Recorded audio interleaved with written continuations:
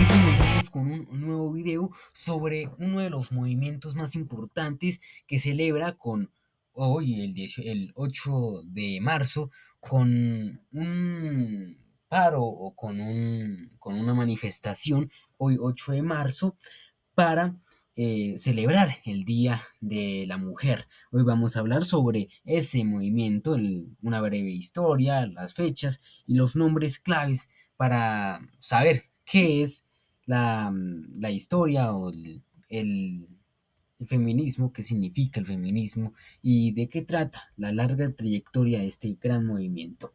El feminismo comenzó a organizarse desde el estallido de la Revolución Francesa, dándose a hoy una lucha para alcanzar la igualdad de derechos con los hombres que aún no han terminado y aún no saben qué hacer. Pero, pese a esto, el feminismo no se ha iniciado formalmente hasta finales del siglo XVIII.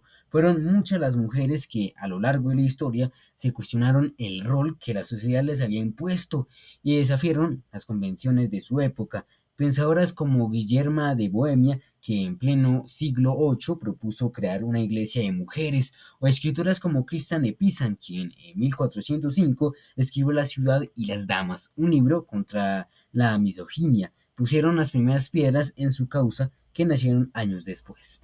Sin embargo, a todas estas mujeres no se les ha incluido dentro de ninguna ola feminista, ya que realizaron sus aportes de manera individual y no con la plena conciencia de estar luchando con una causa colectiva, como hicieron las primeras feministas tiempo después. Pero vamos a comenzar con este video, eh, con separar este video en cuatro segmentos o en cuatro olas, que son las divisiones en las que se dan ciertos golpes de este feminismo que no fueron golpes muy contundentes, pero sí tuvieron algo que ver con la historia del feminismo. Hablamos de la Revolución Francesa, ¿no?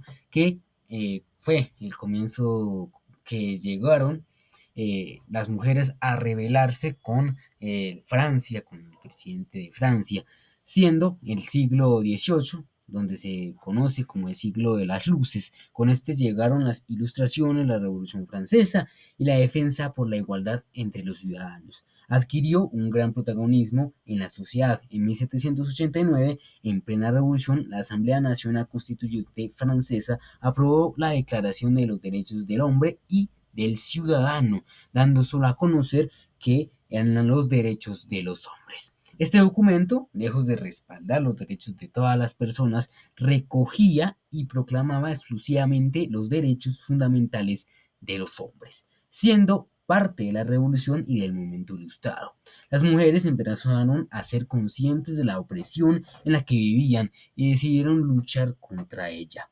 Olympe de Gouges, escritora y filósofa política, fue la primera mujer ilustrada en alzar la voz. En 1791 publicó la Declaración de los Derechos de la Mujer y de la Ciudadana, un artículo en el que reivindicaba que las mujeres podían tener los mismos derechos civiles que los hombres. De Gouges apuntó: las mujeres tienen derecho a ser llevadas a caldazos y del mismo modo derecho a subir a la tribuna. Pero la ilustración no quería mujeres con razón y por defender la igualdad legal y jurídica entre los sexos.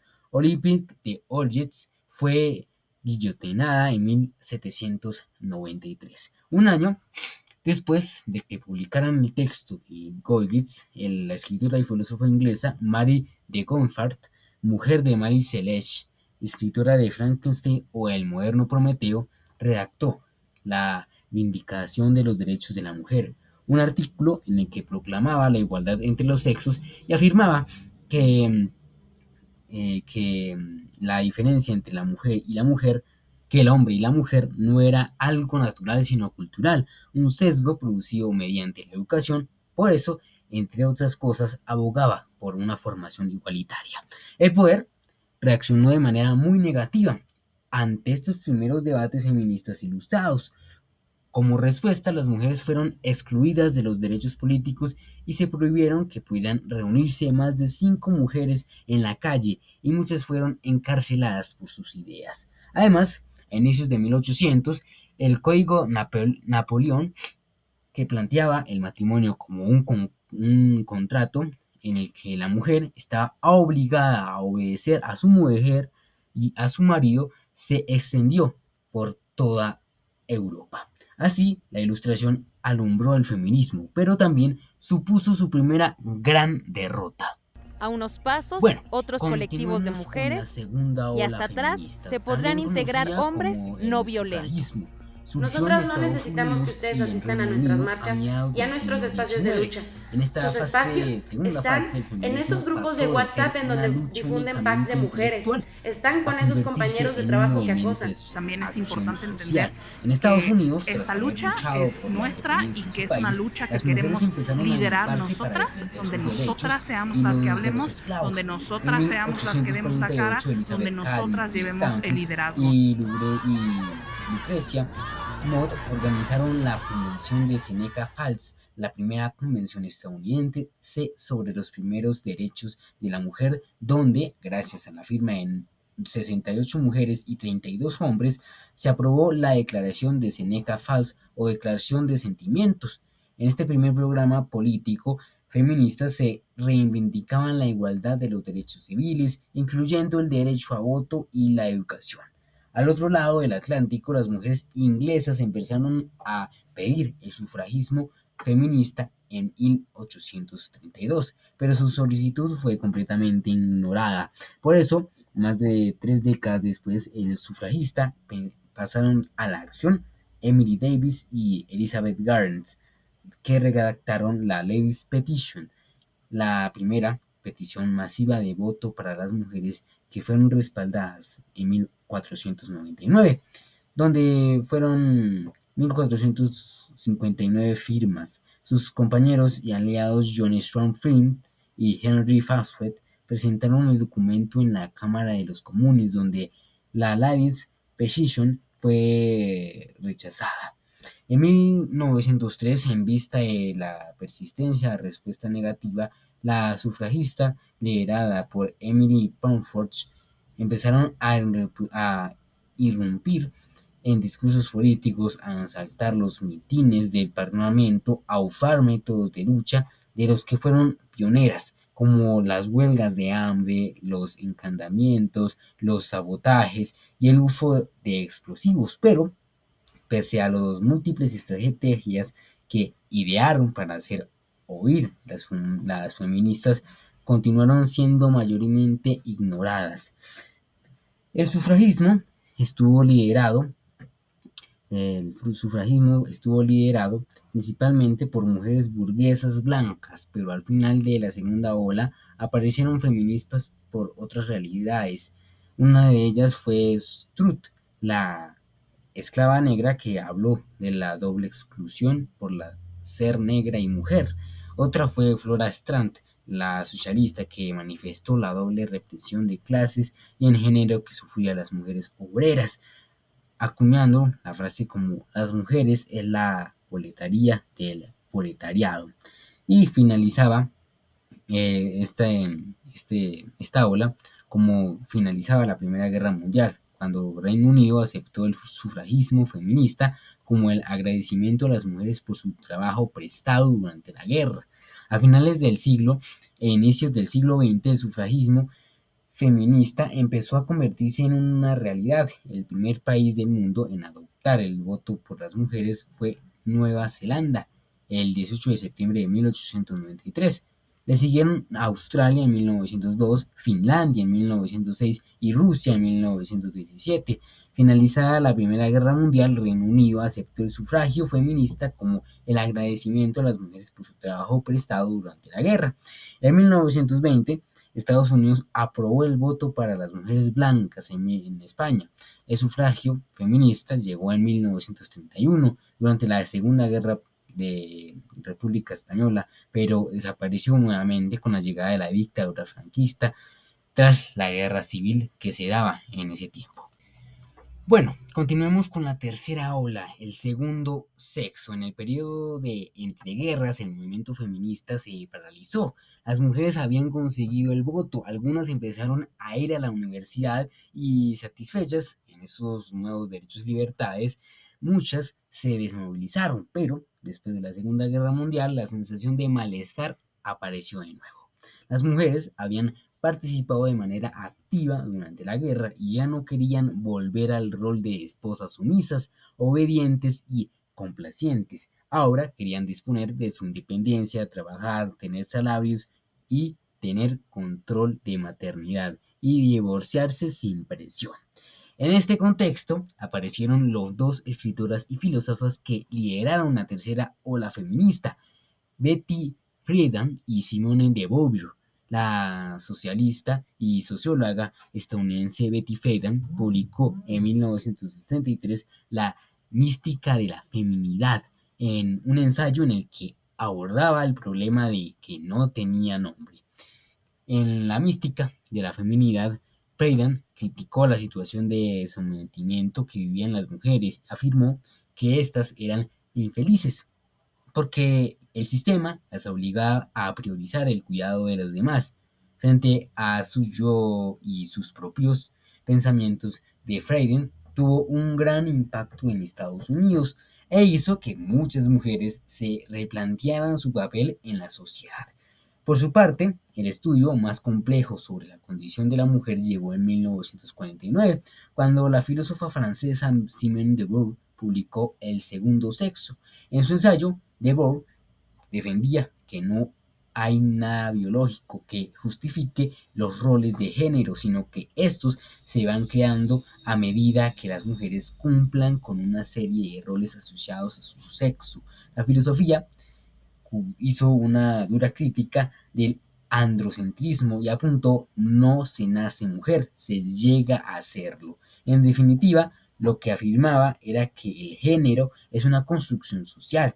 Durante la tercera ola, el debate feminista fue revolucionando y terminó por dividirse en dos ramas. Por un lado, apareció el feminismo liberal, que describía la situación de las mujeres como una desigualdad y consideraba que había que luchar por implementar cambios hasta conseguir la igualdad entre los sexos. Y por otro lado, se instauró el feminismo radical, que proponía eliminar la raíz del problema, es decir, el patriarcado o sistema establecido de dominidad del hombre hacia la mujer. En los años 60 y 70 hubo una gran producción literaria alrededor del movimiento y se crearon revistas como Mr. Magazine, la publicación feminista fundada por Gloria Steinem y Dorn Hobbs, mujeres que tenían una referencia al final de la tercera hora.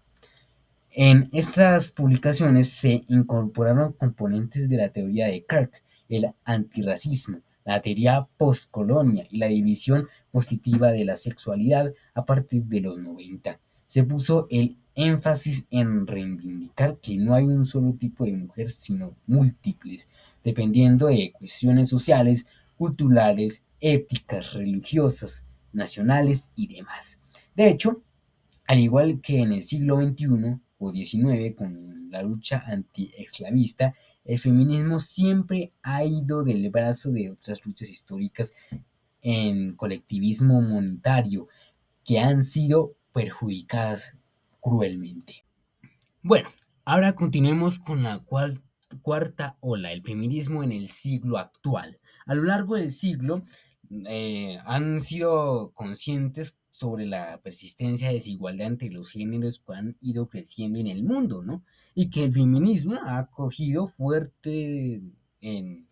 realmente en el nivel global, en el mundo. Ha habido fuerza, ya ha cogido el feminismo, dando que el pie a fenómenos como las multitudinarias manifestaciones feministas del 8 de marzo de 2018 al movimiento Me Too, en el que los miles de las mujeres denunciaron una experiencia de acoso sexual en las redes sociales. Los expertos apuntan a que nos encontramos en la cuarta ola feminismo, feminista, perdón, en la que cuestiones como las violencias de género, las breves brechas salariales a los techos de cristal, estás en el centro del debate. Pese a los grandes avances logrados en el feminismo, a día de hoy aún no se han alcanzado las plenas igualdades entre los hombres y las mujeres. Por eso el movimiento feminista continúa luchando, aún quedando mucho camino por recorrer.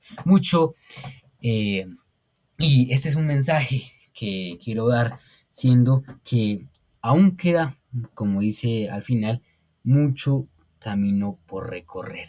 Tenemos que tener aún mucha cabeza por pensar todavía, porque aún no tenemos todavía una inteligencia, eh, una muy buena inteligencia para que tengamos este, esta idea de que las mujeres tienen la misma brecha, la misma mente, los mismos pensamientos o un nivel intelectual igual que nosotros los hombres. Muchas gracias por ver este video y feliz Día de la Mujer a las mujeres obviamente, y suscríbanse, suscríbanse, denle like y muchas gracias.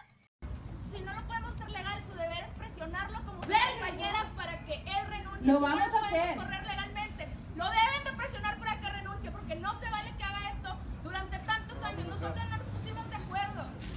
No nos conocemos entre nosotras. Son 10 años de generaciones. Ya Baila por basta. todas las que ya no están y por todas las que sufrieron. Baila porque ustedes no hacen nada. Va. Ustedes no hacen nada. Nos están matando, hay violencia y no hacen nada. No ven todas las mujeres que hemos sufrido por eso y no hacen nada. ¿Cómo está su responsabilidad como escuela? El lugar es con nosotras. El lugar es con Todo. ustedes definitivamente y vamos a proceder.